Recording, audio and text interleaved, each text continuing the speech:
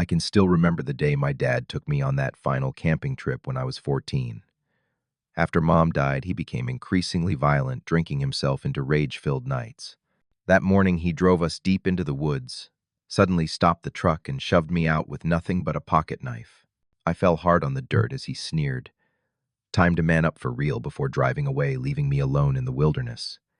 Somehow, I survived the next 3 days, but nothing prepared me for confronting him 12 years later. Before I tell you how I survived 3 days in the wilderness and what happened when I confronted my father 12 years later, let me know where you are watching from, and hit subscribe if you have ever had to overcome someone who was supposed to protect you. My father and I had a good relationship once. Before my mom got sick, we would spend weekends fishing at the local creek, working on his truck together, or watching football games. He would ruffle my hair and call me his little outdoorsman whenever I identified a bird species correctly or tied a new fishing knot. Our annual camping trips were the highlight of my year, 3 days of adventure and male bonding in the wilderness of northern Michigan. Everything changed when Mom was diagnosed with aggressive breast cancer. I was only 12 then, watching helplessly as she withered away despite the treatments. Dad started drinking more, staying late at bars rather than coming home to our increasingly quiet house. The hospital bills mounted, and I often heard him crying behind their bedroom door when he thought I was asleep. When she passed away 2 years later, something inside him broke completely. The grief transformed into anger. He lost his job at the auto plant because he showed up drunk too many times. Our house became a minefield where the slightest mistake on my part could trigger explosive rage: a dropped plate, a door closed too loudly, homework not finished. Each infraction earned a new bruise, a new painful memory. The camping trips continued, but they were different now. No more teaching moments or shared laughter. Instead, he would drink from his flask while criticizing everything I did. My fire was not built properly. My fishing technique was sloppy. I was too sensitive, too weak, nothing like he was at my age. Looking back, I should have seen the signs that morning. His eyes were clearer than they had been in months. He was stone-cold sober as he loaded the truck, methodically checking supplies, but packing only one sleeping bag, one canteen, one set of everything. When I asked where my gear was, he just grunted that I would not need it. The drive was tense and silent. He took unfamiliar roads, heading deeper into the forest than we had ever gone before.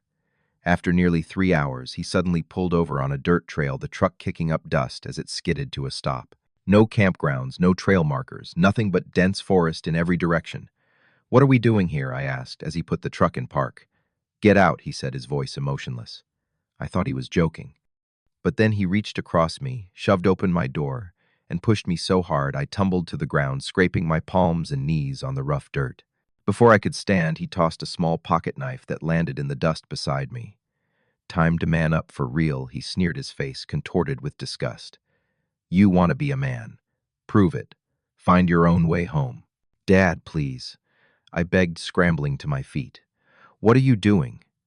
The sound of the engine revving was his only response. The truck lurched forward, leaving me in a cloud of dust, the red taillights disappearing around a bend. I ran after him, screaming his name until my throat burned, but he never slowed down. When I finally stopped running, the silence of the forest crashed over me. Miles from civilization. No phone, no food, no water, no shelter, nothing but a pocket knife and the clothes on my back. My father had abandoned me to die. That first night was the worst. Shock gave way to despair as darkness fell. The temperature dropped rapidly, and strange sounds echoed through the trees. Every snapping twig became a predator in my imagination. I huddled under a makeshift shelter of pine branches, shivering uncontrollably as tears streamed down my face. "Why did you leave me, Dad? Why do you hate me so much?" I whispered into the darkness. "Mom would never have let you do this." Sleep came in brief, nightmare-filled bursts. When dawn finally broke, I awoke with a new emotion replacing the fear and sadness: determination. I would not die here.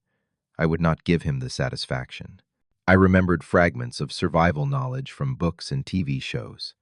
Find water first, then shelter. The pocket knife became my most precious possession.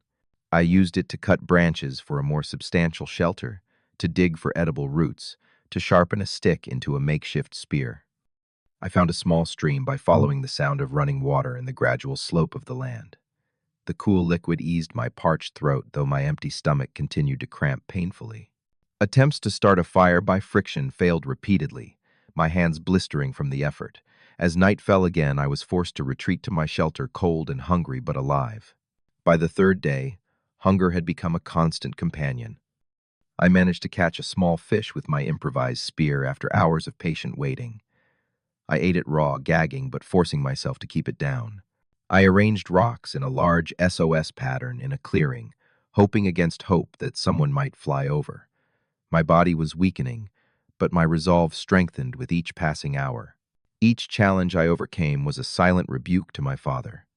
Each moment of survival was an act of defiance. I did not hear the ranger approach. Dehydration and exhaustion had dulled my senses as I dozed fitfully in my shelter on the afternoon of the third day. "Son, are you all right?" The voice startled me awake. I looked up to see a tall figure in a Forest Service uniform standing over me, concern etched across his weathered face. For a moment I thought I was hallucinating.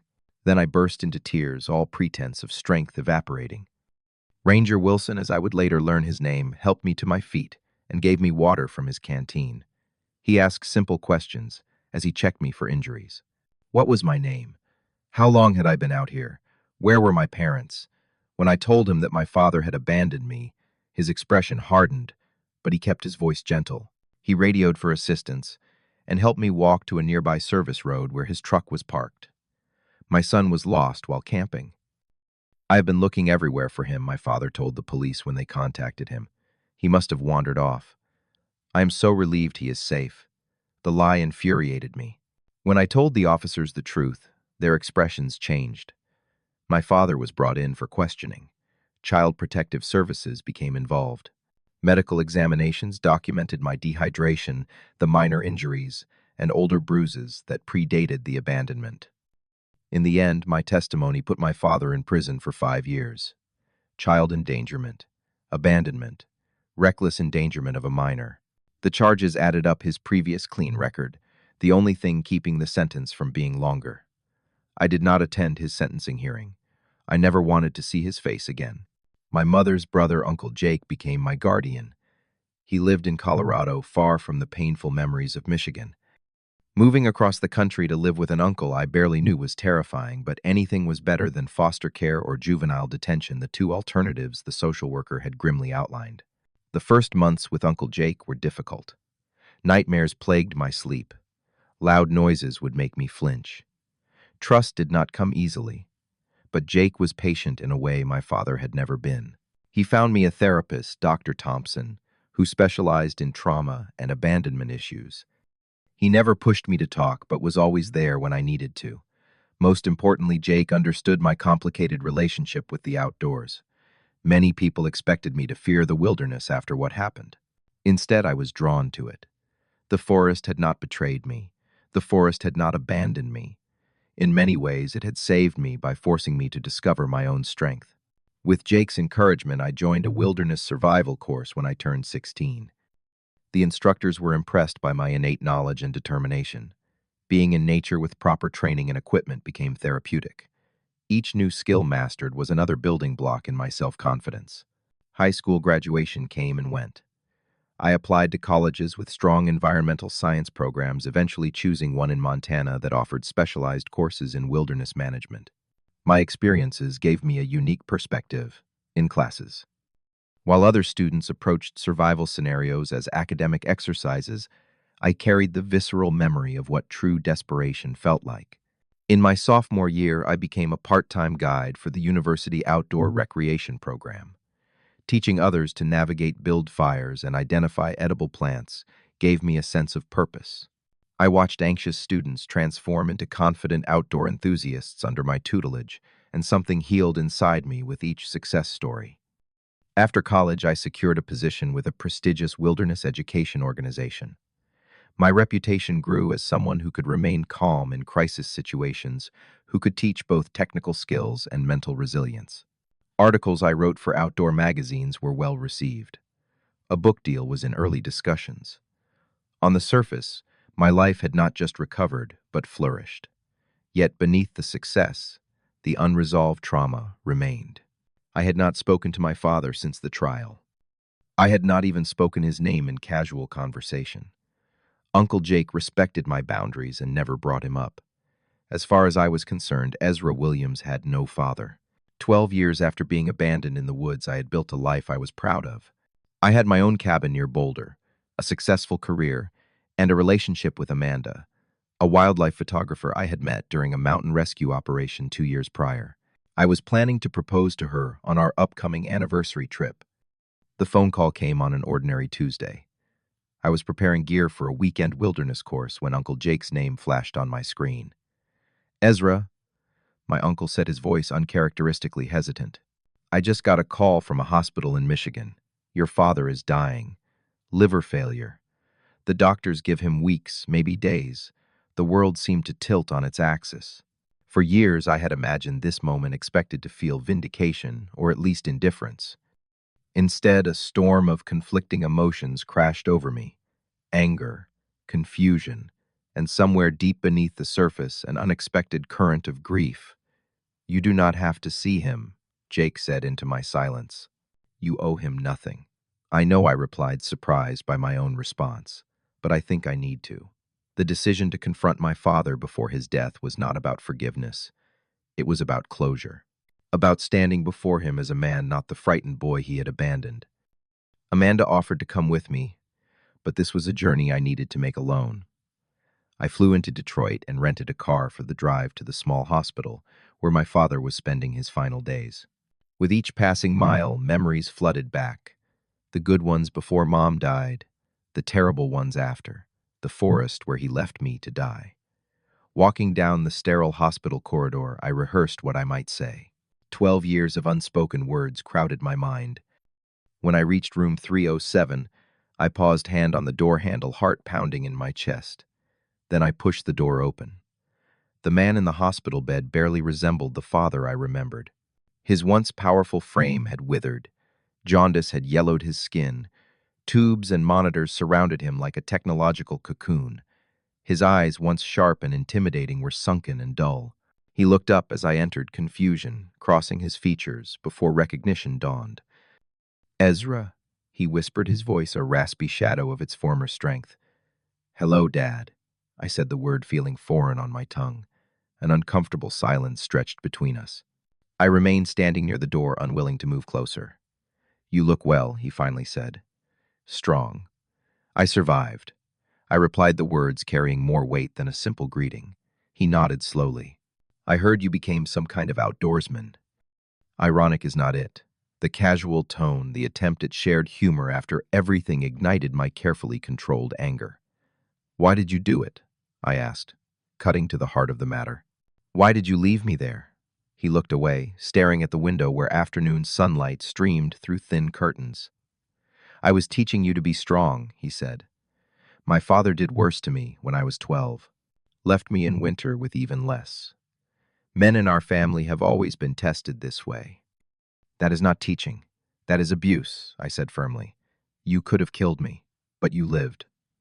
He countered, a spark of his old defiance flaring. You survived, just like I knew you would.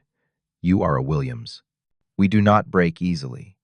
His refusal to acknowledge the cruelty of his actions broke something inside me. 12 years of therapy, of careful emotional management, collapsed under the weight of his continued justifications. You abandoned your child in the wilderness. I shouted, stepping closer to his bed. You left me to die because you could not handle Mom's death like an actual adult. You want to talk about being a man?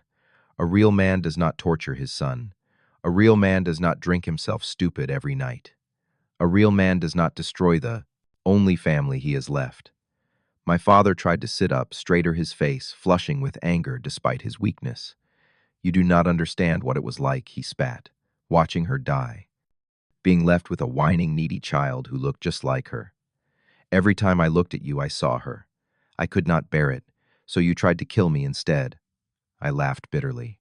You know what happened after they found me. After you went to prison, I learned what real strength is. It is not abandoning people. It is not cruelty disguised as tough love. It is surviving despite what you did to me. It is building a life you tried to take away." He struggled to speak through his anger, setting off one of the monitors beside his bed. A nurse rushed in, looking worriedly between us. "I think you should leave," she said firmly. "His condition cannot handle this stress." I was already backing toward the door, my hands shaking with adrenaline and rage.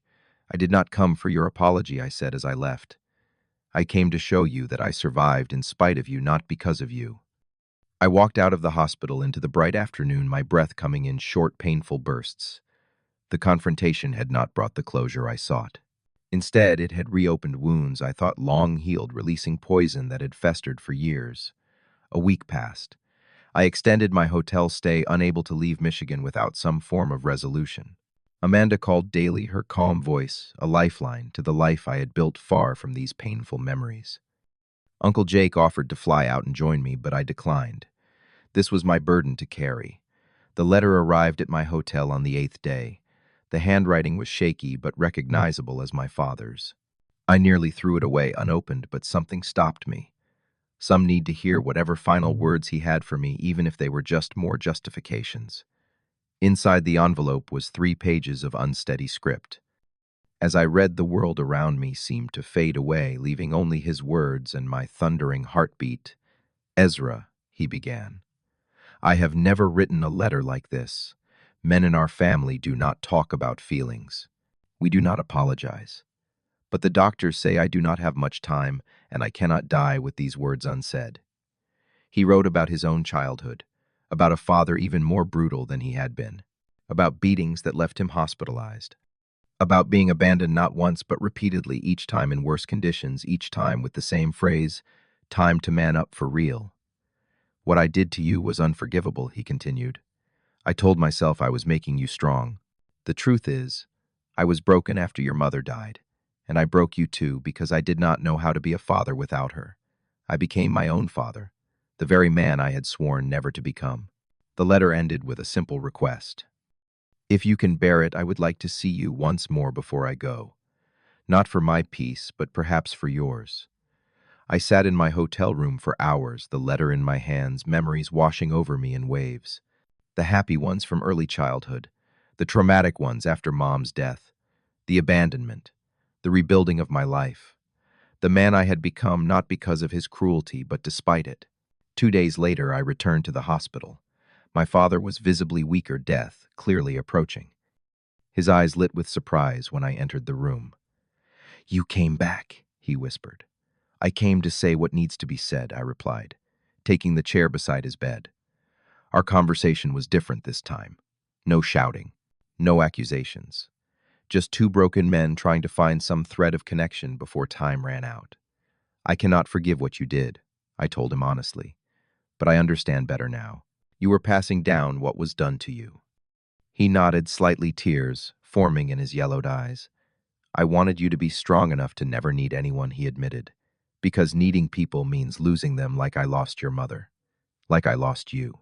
In that moment, I saw him clearly, for perhaps the first time, not as the monster of my nightmares, but as a deeply damaged man who had never learned how to heal. "The cycle ends with me, Dad," I said firmly. "I teach wilderness survival now. I show people how to endure extreme conditions.